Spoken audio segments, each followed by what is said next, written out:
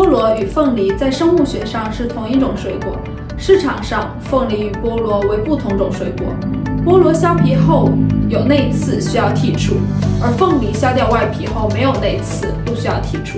在李时珍的《本草纲目》中也有菠萝的记载，但一次不能吃太多菠萝，因为每100克菠萝含230大卡、3.3克蛋白质、13.9克脂肪、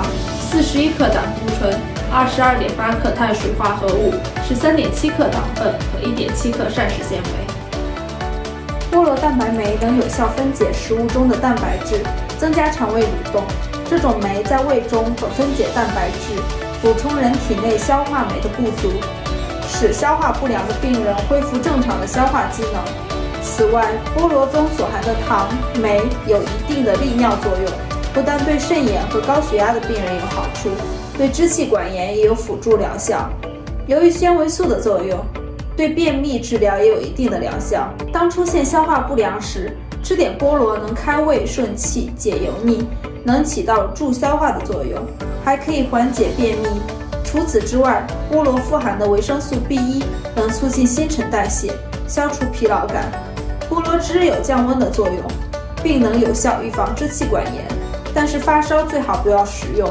菠萝皮中富含的菠萝酶有丰富的药用价值。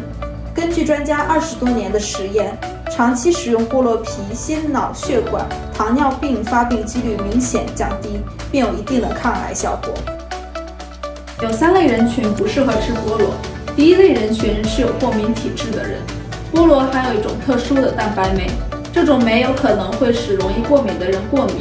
所以最好不要食用。第2类人群是患有牙周炎、胃溃疡、口腔黏膜溃疡的人，因为菠萝是酸性水果，会刺激牙龈、黏膜等，甚至胃病患者会出现反酸现象。第3类人群就是有低血压、心脏下垂的人不适合吃菠萝，以免加重病情。